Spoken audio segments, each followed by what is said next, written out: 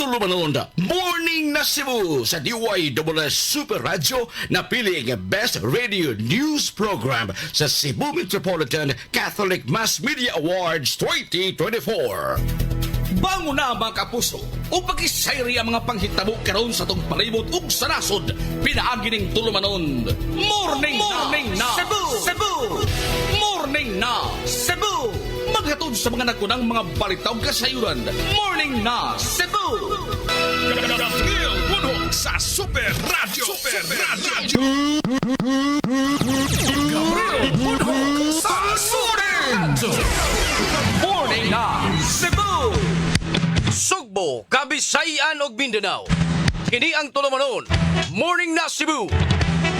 Kini ang ubos galagas kanginan. Ako si Super Gabriel Kanyeda Bunhok. Gabriel Bunhog sa Super Radio! O karon na niya mga headlines sa mga balita karong buntaga. Sa balitang lokal, dumanhog Mayor Gungun Hika. Gihangop ang himuong investigasyon sa Commission on Human Rights. Batok kaniya subay sa nikatap nga video sa social media nga nasagpaan niini ang amahan sa biktima sa cyber pornography. Morning na Cebu! Samtang sa 63 anyos nga lolo patay human na kuryentihan didto sa syudad sa Bugo. Morning na Cebu! Di asay mag-uuma na samdan human giabis ang liog sa silingang hubog didto sa Dumanhog. Morning na Cebu! Balita sa kauluhan, saktong paghimo sa proyekto posibleng makasulbad unta sa mga problema sa pagbaha o kakuwang sa tubig matud pa ni Presidente Marcos. Morning na Cebu! Laing headlines, konektadong Pinoy Bill nahimo ng balaod matud pa sa Malacañang. Morning na Cebu! O kadto mga kapuso ang uluhan sa ato mga balita karong buntaga dinhi lang sa tulumanon Morning na Cebu. At tangi mga kapuso ang kumpletong detalye sa mga balita human lamang sa pipila ka mga pahinumdom. Standby. Ayaw pa uwi sa mga balita ug drama. Please follow, like ug share sa Facebook page sa istasyon DYSS Space Super Space Radio Space GMA. Super Radio. Morning na Cebu. Super Radio. Local News. Alas 5:41. O karon sa mga detalye sa mga balitang lokal. Gihangop ni dumanhog Mayor Gungun Hika ang investigasyon nga himuon sa Commission on Human Rights kon CHR batok kaniya subay sa nikatap nga video sa social media nga iyang nasagpaan ang amahan niadtong biktima sa cyber pornography sa maong lungsod. Sa Facebook post usab ni Mayor Hika, matod niini nga nakasabot siya sa taha sa CHR ug andam siya nga makigtambayayong kanila tungod kay kabahin kini sa ilang trabaho. Gihimug-atan ni Hika nga dili siya mohunong sa pagtuman sa iyang obligasyon sa pagproteher sa tawhanong katungod ilabi na ngadto sa mga minor de edad ug sa tanang residente sa Dumanhog. I welcome them. No, it's their responsibility. Ilahas silang obligasyon sa ilahang matawag na to ilahang office. No? I believe na ako'y nabuhat tingaling ako'y nabuhat na lapas sa ilang pananaw. I welcome the CHR. I welcome the investigation. No, wala yung problema. Ang tipik sa pamahayag ni Dumanhog Mayor Gungun Hika. Nasayran nga nag-viral ang video sa pagpanagpa ni Mayor Hika sa usa ka lalaki nga matud pa iyang paryente nga suspect sa cyber pornography nga maoy imbestigaran karon sa CHR. Kahinumduman nga niadto sa balay sa mayor ang magtiayon niadto nga Agosto 19 sa Udto aron magpatabang unta sa paglimpyo sa ilang pangalan. Niadtong Lunes Agosto 18 ipadakop ang duha sa mga pulis tungod sa sumbong nga nadawat sa Municipal Social Welfare and Development Office sa usa ka 11 anyos nga sukad pa sa 10 anyos gikatahong gigamit kini sa magtiayon sa paghimo og malaw-ay nga butang. Matud pa nga ang bata giingong gigamit sa pagpakita sa video call nga mohimo og malaw-ay nga butang alang sa ilang kliyente nga sagad mga langyaw bugti sa kantidad nga 30,000 pesos ngadto sa 50,000 pesos kada video. Giangkon usab sa babae ang gihimo nila sa bata og siya mismo kay naghimo sab og online pornography og ang lalaki ni angkon sab sa paghimo sa malaw-ay nga butang. Umanadak pa na ang duha og napriso.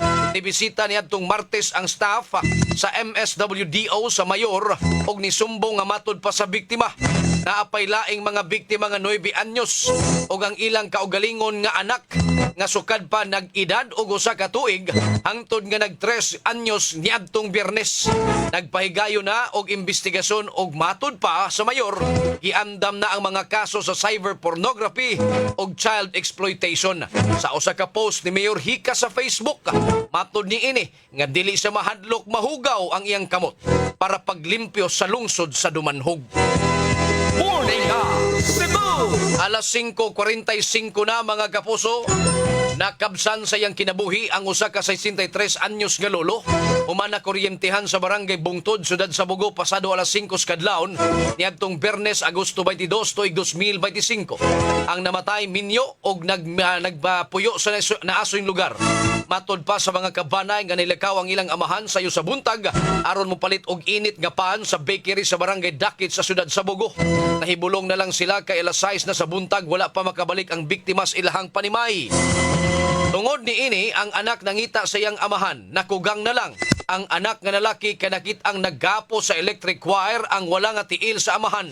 Gidali niya sa pagbunlot ang iyang amahan palayo sa wire sa tinguha nga masalbar kini. Gidala nila kini sa Cebu Provincial Hospital, Bugo City. Apan gideklarar kini sa doktor nga dead on arrival.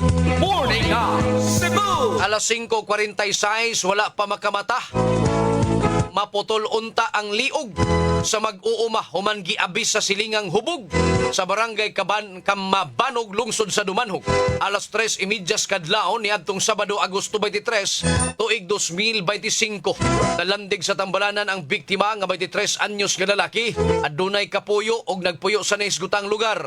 Samtang nabalhog sa prisuhan ng suspitsado nga usa ka 52 anyos nga lalaki minyo. Pag-uuma og nagpuyo usab sa naisgutang lugar.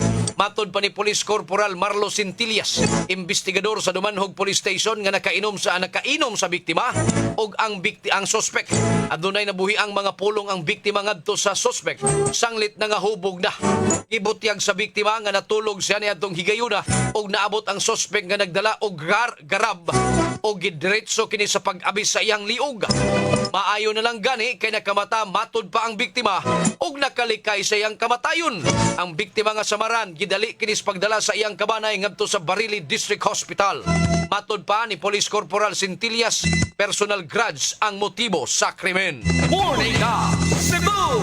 Mukabat sa 2.8 milyones ka pesos nga danyos sa sunog sa usa ka warehouse didto sa barangay Kansaga, lungsod sa Konsolasyon niadtong Sabado.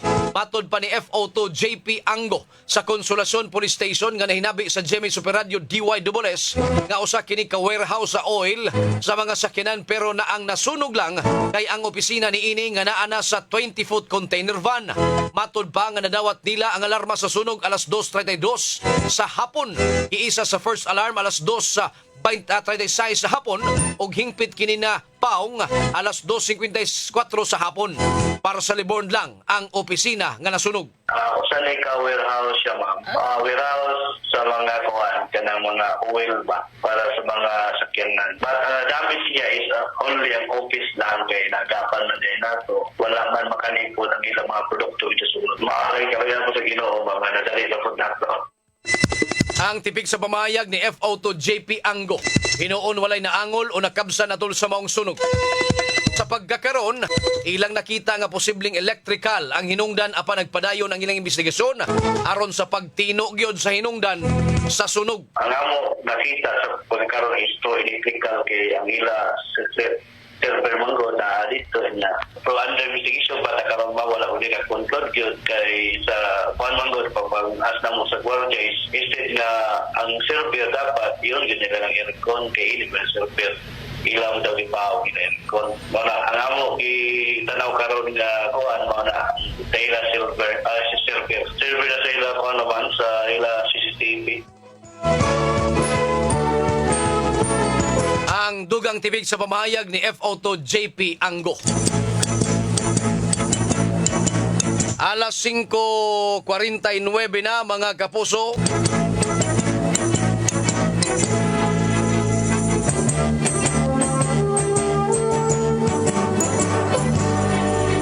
Alas 5:49 na mga kapuso. Super Radio Report.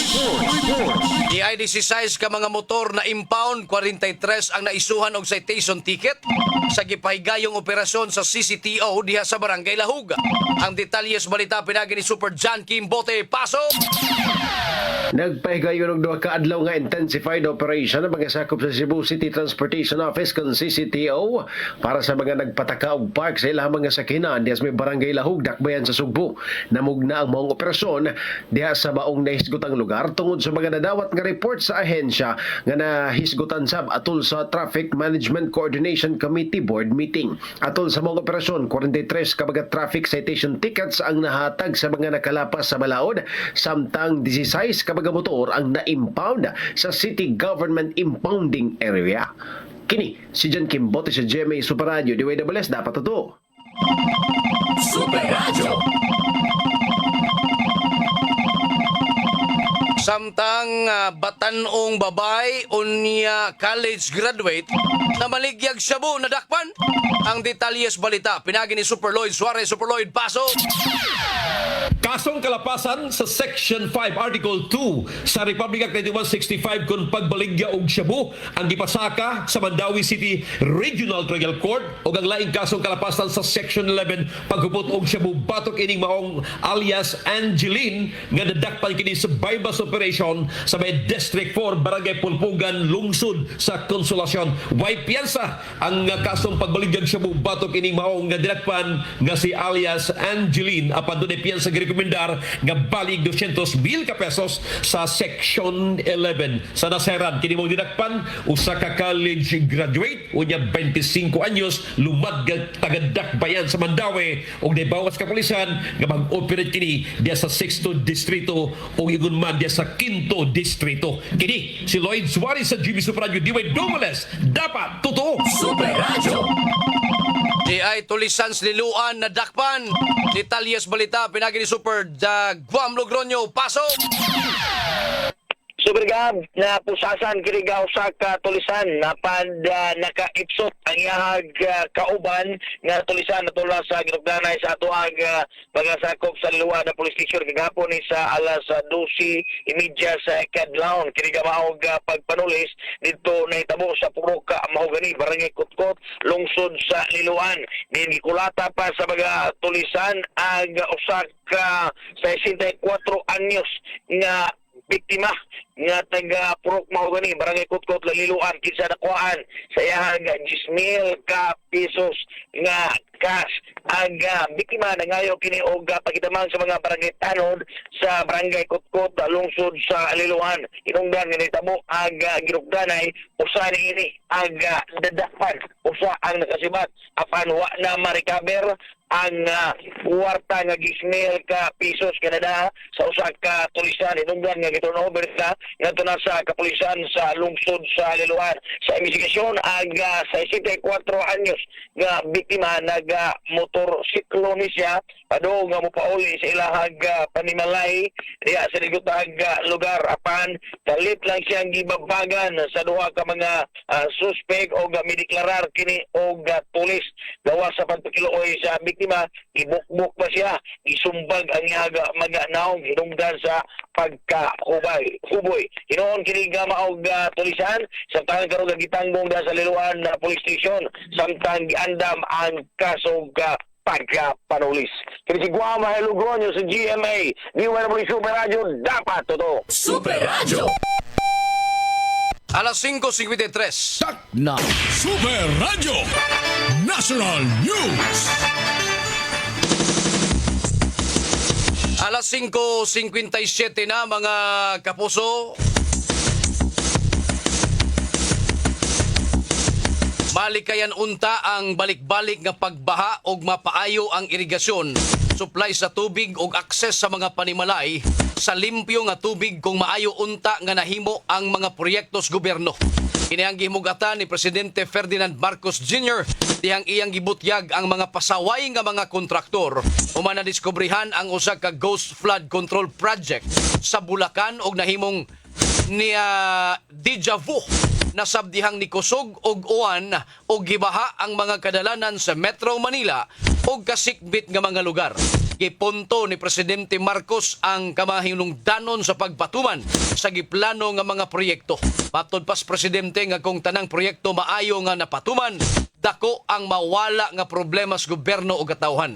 Niadtong miaging semana, giinspeksyon ni Presidente Marcos ang pipila ka mga flood control projects sa Bulacan. Diin iyang nadiskubrihan ang pipila ka mga ghost projects nga gireport sa sumbong sa Pangulo website. Tungod niini, gimando sa Presidente ang pag-blacklist o pagpasaka og kasong graft and og economic sabotage o falsification of public documents sa mga nalambigit nga mga kontraktor. Morning na Cebu! Gikumpirmar ni Palace Officer Undersecretary Claire Castro nga nahimong ng balaod ang konektadong Pinoy Bill.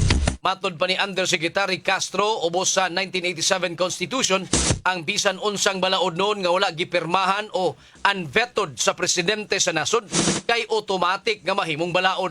Ang konektadong Pinoy Bill o ang Open Access and Data Transmission Act nagtumong sa pagpalambo sa internet access, pinaagi sa pagpataas sa kompetisyon sa mga service providers, partikular sa mga lagyong lugar o sa palibot sa mga eskwelahan. Alang sa mga nagsuporta sa naaswing balaod, maayong balita kini tungod kay mas ligon ang kompetisyon o makapaubos sa gasto sa internet.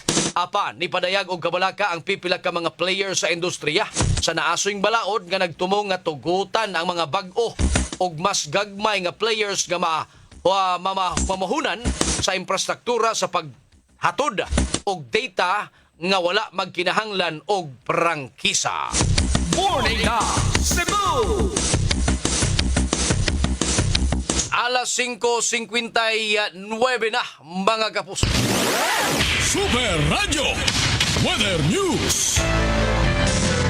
Atosang kumustahon ng kahimtang sa dagan sa panahon gikan sa pag-asa magtaan manidya nagbay maing buntag. Buntag sa tanan, mao kanitong latest weather update para karong adlaw, August 25, 2025. As of 3 a.m. ganihang kadlawon, ang location ani nga low pressure area nga atong gibantayan kay ana sa 365 km east of Maasin City, Southern Leyte. Kini nga low pressure area na ni siya low chance nga mahimong bagyo sa sunod nga 24 oras. Sa laing bahin ng southwest monsoon o kani nga bagat, ang mao ko rin nakapekto sa western section sa Southern Luzon. O para sa itong forecast weather condition sa sunod nga 24 oras, ang tibok Metro Cebu lakip na ang tibok probinsya Cebu kay makasnati og matag-umon nga kalangitan nga mga katagatag na mapulan o mga panugdong kilat o gumikan kini sa low pressure area. O para sa kemtang sa tong hangin o katagatan, ang tibok Metro Cebu kay makasnatog hinay nga na sa kasarangan hangin nga nagagikan sa bugatang kasadpan nga na sa amin ng kasadpan din ang balod sa tong karagatan nagpabiling malinaw nga na sa kasarangan ang mga pagbalod.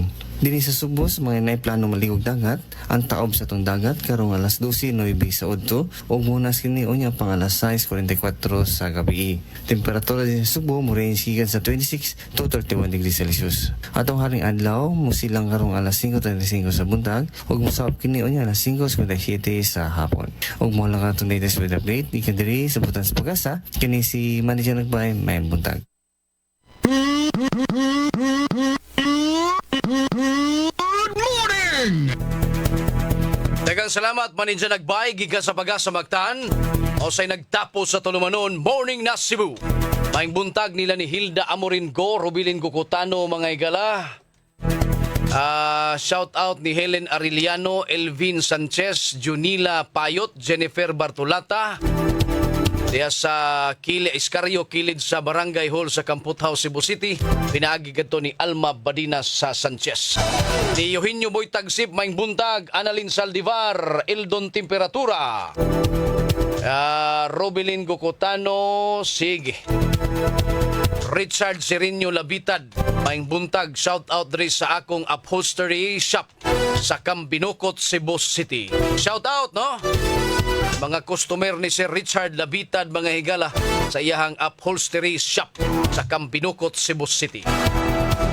At tangi mo sunod karon dayon ang superhirit mga gapuso kinagyamo na mag-uban ni ana sa pagisgot sa pipila ka mga iso may labot ang haring lungsod ingon man sa dugang pa nga mga balita nga nahipo sa ato mga kauban nga nadas gawas nga bahin mga gapuso. Sangans kadagkuan resistasyon Superkit Matos Cortez atong station manager, Algin Nabakita program director Fats Anthony Inzo, news director. Dito sa transmitter side Super Alan Haka. Atong sparring partner mga kapuso, Super Dondon Chip Villacarlos Jr. Iniusabi niyong ubos galagas kanginan sa nga ni Super Yui Lenes. Ako si Super Gabriel Cañeda Bunhok. Dinilang Stolomanon, Morning na Cebu. O ako moingon, Adto na kunoy!